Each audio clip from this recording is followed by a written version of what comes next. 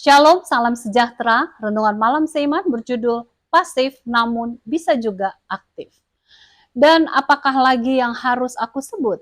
Sebab aku akan kekurangan waktu apabila aku hendak menceritakan tentang Gideon, Barak, Simson, Yefta, Daud, dan Samuel, dan para nabi. Ibrani 11 ayat 32. Dalam penyerahan kehidupan kita kepada pengendalian Tuhan, banyak orang merasa takut bahwa ia akan kehilangan kepribadiannya. Mereka takut mereka akan menjadi seperti suatu robot. Apa yang perlu kita mengerti ialah hanya ada dua kemungkinan dalam kehidupan kita, yaitu dikendalikan oleh Yesus atau dikendalikan oleh diri kita sendiri, yang berarti terlepas dari Tuhan. Dengan perkataan lain, kita biarkan diri kita dikendalikan oleh setan. Nah, pada akhirnya siapakah yang akan merusak kepribadian dan kebebasan kita? Apakah di bawah pengendalian Tuhan atau setan? Tuhan mengetahui bagaimana caranya kepribadian kita dapat dipelihara, meskipun Ia yang mengendalikan kehidupan kita. Bukankah Ia yang menciptakan kepribadian kita? Bila kita membaca Alkitab, maka kita dapat melihat banyak orang yang keras kepala.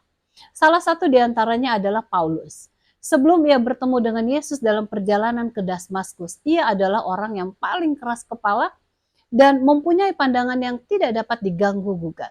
Namun setelah ia bertemu dengan Yesus, justru ia menjadi seorang keras kepala untuk melayani Tuhan. Sebelum mengenal Yesus, Andreas adalah seorang yang pendiam. Setelah ia datang kepada Yesus, Andreas tetap menjadi seorang yang pendiam. Namun dengan caranya yang khas, ia membawa orang kepada Yesus. Nah, apakah Anda takut menjadi suatu alat yang pasif bagi Tuhan? Ingatlah, Tuhan dapat menggunakan kita dalam keterbatasan kita.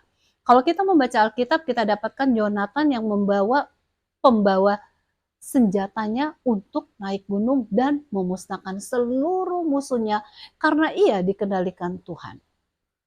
Yonatan sebagai alat yang pasif di tangan Tuhan, sehingga ia dapat menyebabkan musuh mereka lari kocar-kacir dan akhirnya dimusnahkan seluruhnya. Gideon pergi berperang dengan membawa kendi dan obor. Ia telah menyuruh pulang 95% dari seluruh bala tentaranya, sehingga jumlah tentara yang bersamanya merupakan jumlah yang sangat kecil dibandingkan dengan musuhnya.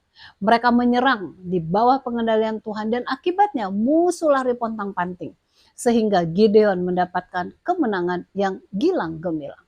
Musa memimpin sekitar 2 juta orang dari perbudakan di Mesir menuju ke tanah perjanjian. Yosua di bawah pengendalian Tuhan memimpin orang Israel untuk menguasai tanah Kanaan.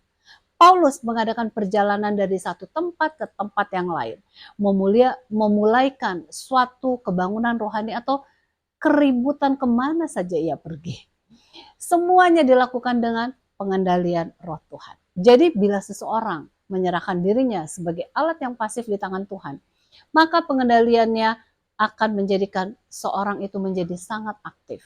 Pertanyaannya sekarang adalah, apakah kita bersedia untuk dikendalikan Tuhan sebagai alat yang pasif di tangannya?